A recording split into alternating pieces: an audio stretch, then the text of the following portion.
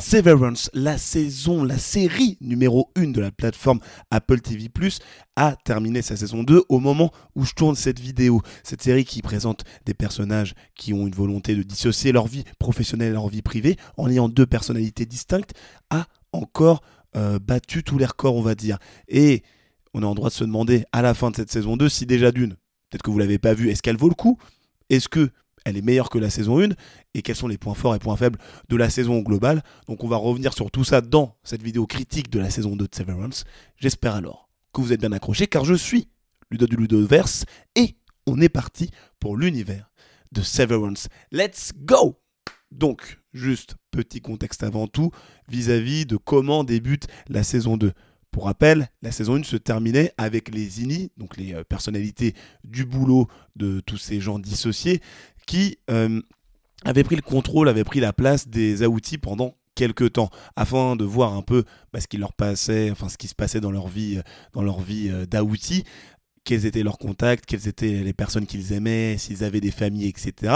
Et on découvrait notamment dans l'épisode que Mark S., sa femme Gemma, qui était censée être décédée suite à un accident de voiture, était bel et bien en vie au sein de Lumon et qu'elle était a priori une personne dissociée. De l'autre, on avait aussi Irving B qui cherchait son amoureux qu'il avait eu dans Lumon et qui avait pris sa retraite justement. Donc on le voyait aller le voir pour avoir quelques contacts. Et pour finir, on avait Ellie Har qu'on découvrait comme étant Elena Egan, une Egan donc qui dirige l'entreprise Lumon et qui va devenir la nouvelle directrice normalement après son père. Et donc on commençait la saison 2 en découvrant les conséquences d'une certaine manière de ces différents actes par le biais de Mark S qu'on retrouvait à nouveau au sein de Lumon, mais on découvrait qu'il n'avait plus du tout les mêmes collègues, que tout ce qui était Dylan, Ellie et Irving n'était plus présent et qu'ils avaient été remplacés.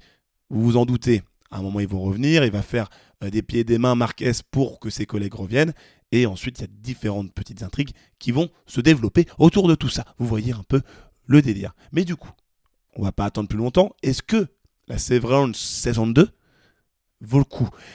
Eh bien pour moi, déjà avant tout, Severance saison 2 est bien meilleure, oui je le dis, que la saison 1. Parce que moi j'ai commencé à regarder pour justement vous proposer du contenu là-dessus, et aussi parce que c'était une série dont tout le monde parlait, même à l'époque j'avais des collègues qui me disaient mais Severance c'est vraiment un vrai débat éthique, moi j'aimerais peut-être même faire ça, parce que mettre de côté sa vie de boulot, il y en a beaucoup qui rêvent de faire ça si ils n'aiment pas leur boulot, surtout quand on est dans un boulot de bureau où tu es en mode mais qu'est-ce que je fais? Qu'est-ce que je fais? Pourquoi je fais ça? Quelle est l'utilité? Quelle est la valeur que j'apporte à mon boulot? Il y a beaucoup de gens qui pensent comme ça et c'est pour ça je pense que cette série parlait à tant de gens. Sauf que j'ai regardé la saison 1 et moi je trouvais que les premiers épisodes ils étaient assez longs et j'arrivais pas à connecter directement avec la série.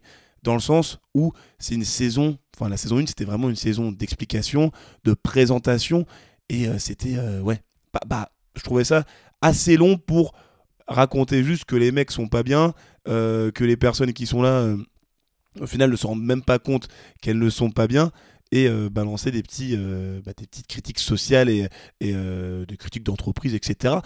Mais bon, ça c'était jusqu'à l'épisode final qui là avait réussi à m'avoir quand enfin les INI avaient réussi, comme je le disais, à prendre la place des outils pendant un certain temps et à découvrir le cliffhanger de ouf autour de Gemma.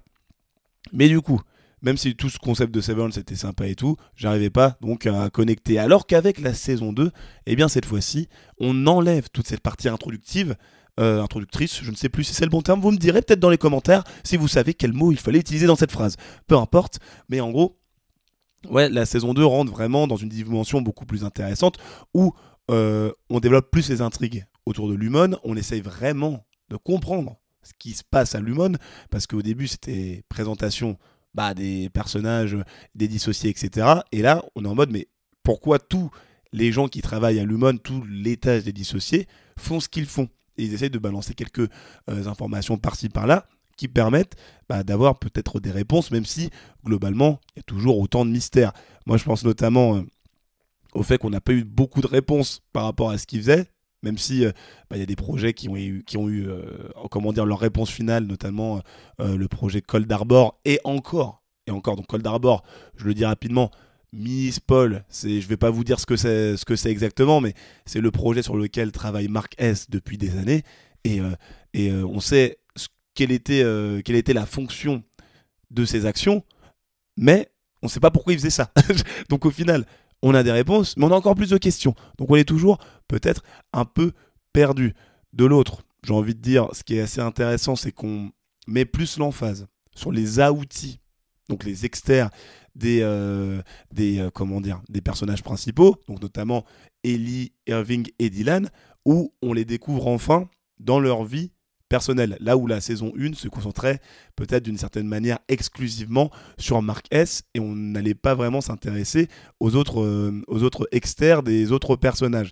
Mais là, on voit un peu plus la psyché d'Elena Egan, on voit un peu comment Irving perçoit la vie, même si c'est assez comment dire, assez flou, parce qu'on n'a pas vraiment beaucoup vu Irving, mais on voit un peu c'est comment dire, c'est la tristesse qu'il touche, etc. Et pour Dylan, par exemple, c'était assez intéressant parce qu'on voyait sa vie de famille, son contact avec sa femme, son rapport avec ses enfants, et ça rajoutait quand même des choses assez intéressantes. Et avec les Zinni qui avaient cette nouvelle perspective du monde et qui voulaient en voir plus et réussir à vivre la vie comme leurs outils d'une certaine manière, il y avait des enjeux qui étaient mis en place.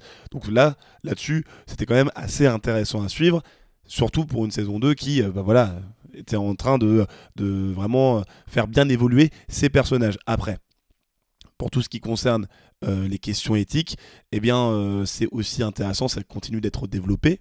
On a toujours le principe du est-ce que ces Zinni sont des personnes à part entière, est-ce qu'elles ont le droit d'exister? A priori oui, vu qu'elles ont quand même leur personnalité et elles créent leur vie de famille, enfin pas leur vie de famille, mais elles créent des relations avec leurs collègues. Ils aiment bien vivre à Lumon, mais pas sous le Lumon, pas sous le Lumon qu'on connaît, dans le sens où ils sont exploités, où ils comprennent pas pourquoi, mais ils aiment bien leur vie en tant qu'Ini et avoir des contacts avec les autres personnes qui sont là. Maintenant, il faut juste qu'ils arrivent à rebattre les cartes, à rabattre peut-être, je ne sais plus. Quel est le mot? Vous me direz encore dans les commentaires. Quel était le bon mot pour cette phrase légendaire? Et juste réussir à avoir une vie épanouie au sein du boulot, tout en évitant de mourir, parce que si Lumon se termine, les dissociés, ils n'existent plus, et s'ils n'existent plus, ils meurent, quoi.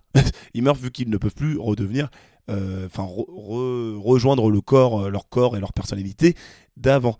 Donc beaucoup de questions éthiques qui sont encore développées, et moi j'ai trouvé ça intéressant. Donc, et aussi point qui est très très cool, je trouve, et sur lequel ils ont mis pas mal l'emphase, encore une fois, c'est la gêne. Et je trouve qu'il y a une maîtrise de la présentation de la gêne dans cette série qui est très très forte.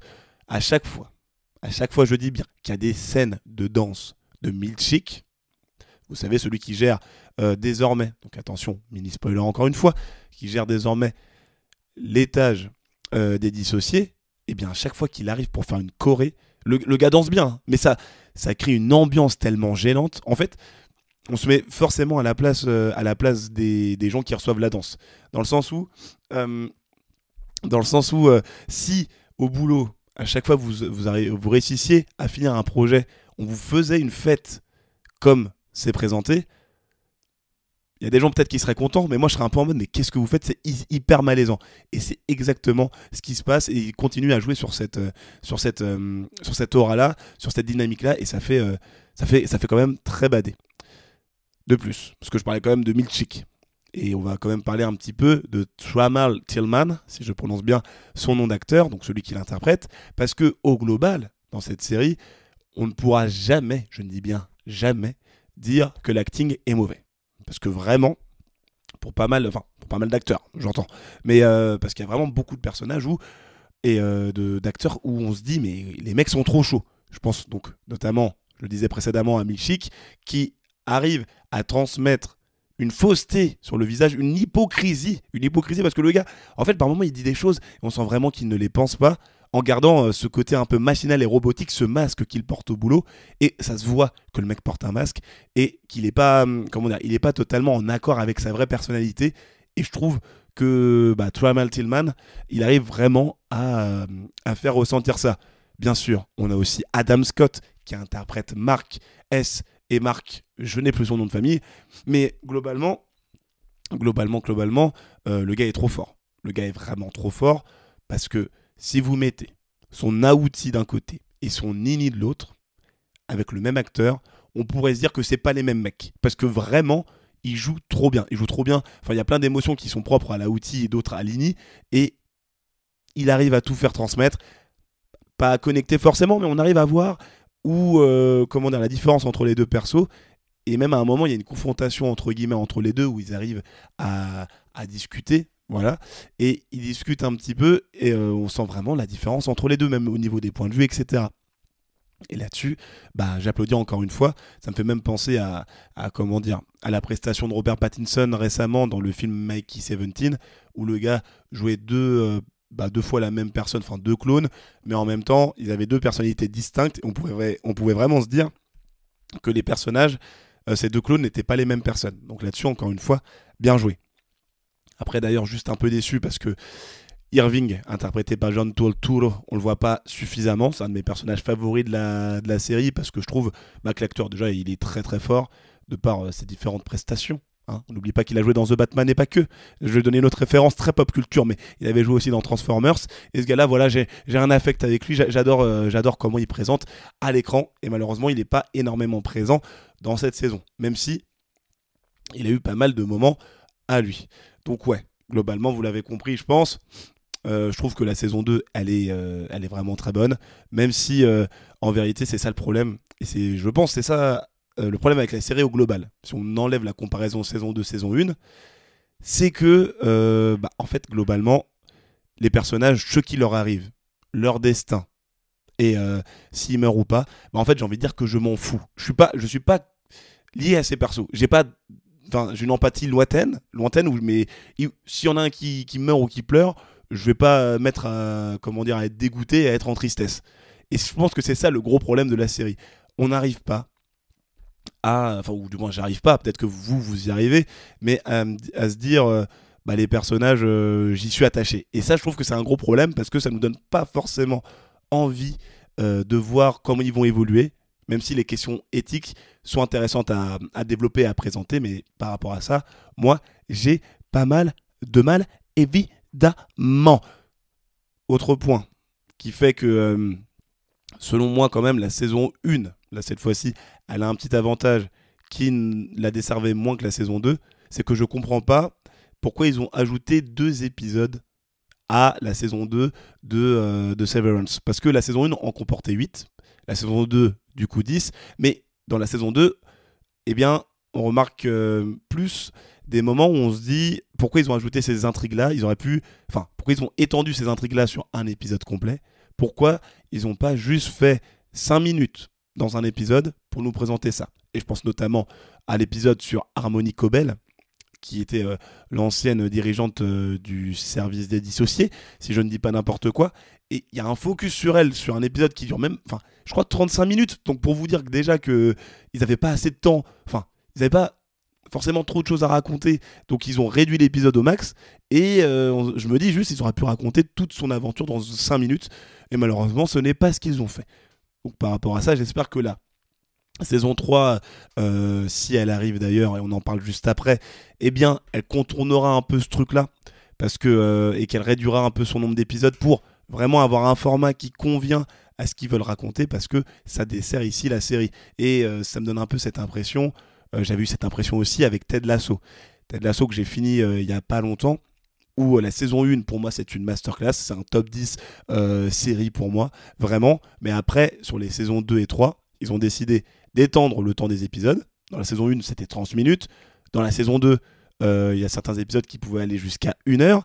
Ils ont rajouté plus d'épisodes aussi dans les saisons, si je dis pas n'importe quoi. Et je trouvais que ça pénalisait plus la série qu'autre chose, parce qu'on sentait qu'il y avait des longueurs et on arrivait peut-être moins, moi j'arrivais moins, encore une fois, à connecter avec les émotions qu'ils voulaient me transmettre. Alors que on peut se dire que 30 minutes, c'est pas suffisant dans un épisode, et pourtant ça crée énormément de dynamisme. Donc j'espère qu'ils vont peut-être avec Severance réduire un peu la durée de certains épisodes et en supprimer quelques-uns pour qu'on soit vraiment connecté à tout ce qui se passe. Et oui, alors attendez, parce que j'oublie quelques points évidemment. Non, je les oublie pas, mais il faut quand même que j'en parle.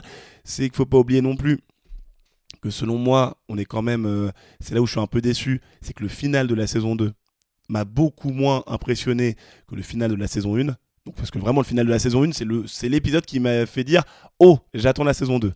Là, avec le final de la saison 2, j'étais en mode « Ok, vous tentez des trucs un peu intéressants, je vois où vous voulez en venir de loin, mais ça part plus dans le côté action, donc c'est peut-être moins intéressant. » Et je trouve qu'il y avait des redites sur les questionnements qui étaient déjà faits au cours de la série. Et là-dessus, je trouve que le travail n'est pas aussi bien fait que la saison 1. Donc je suis un peu mitigé, quoi. Et après, au global, niveau ambiance, mise en scène, photo et musique, on est toujours sur quelque chose de qualité. Vous avez dû voir sur X ou je ne sais quoi des petits extraits d'explications concernant certaines scènes qui ont été tournées d'une manière assez folle. Enfin, il y a une scène où on a l'impression qu'il y a de la CGI qui est utilisée, alors qu'au final, c'est juste un travelling caméra. Enfin, je ne sais pas, c'est une caméra qui est déplacée grâce à différents câbles, et ça rend un effet fou. Ça concernait notamment Miss Gemma, mais j'ai plus son nom de personnage. Bon, si vous l'avez, vous me direz. Et je trouve vraiment que c'était très fort par rapport à ça. Maintenant, on revient juste à la saison 3 et ce qu'elle va arriver. C'est assez fort parce que, comme je le disais, Severance saison 2, Severance au global, c'est la série numéro 1 de la plateforme de streaming, donc la plateforme Apple TV+. Et en même temps, la saison 3 n'est toujours pas confirmée. Il peut y avoir une raison par rapport à ça, parce qu'on a appris récemment que Apple TV+ faisait perdre 1 milliard de dollars par an. C'est-à-dire que les séries ne sont pas, on va dire, du tout rentables. Et je ne sais pas s'ils vont décider peut-être de shut down énormément, donc d'arrêter énormément de séries. Mais ça me paraîtrait bizarre, selon moi, que Severance soit concerné, vu que c'est la série la plus regardée de la plateforme. Et juste en dessous, on a Ted Lasso. Donc, je pense qu'il y aura quand même une annonce rapidement, qui va venir nous dire la saison 3 est en développement. Mais pour l'instant, on est un peu dans le flou. En tout cas, avec des prestations de personnages qui se dédoublent, comme celle qu'on a eue avec Mark S. et qui fait donc penser évidemment à Robert Pattinson dans Mikey 17, j'ai envie de dire que ça nécessite d'en parler quand même un peu. Et j'en parle juste ici, dans les vidéos qui sont juste là, donc n'hésite pas à cliquer. Tu as aussi des vidéos sur Invincible, pour moi la meilleure série de super-héros, quasiment. Donc voilà, je vous mets quelques contenus. Et il y a Daredevil aussi qui est excellent. Donc voilà, n'hésitez pas à cliquer. C'était Ludo du Ludoverse. Abonne-toi, à la prochaine. Salut!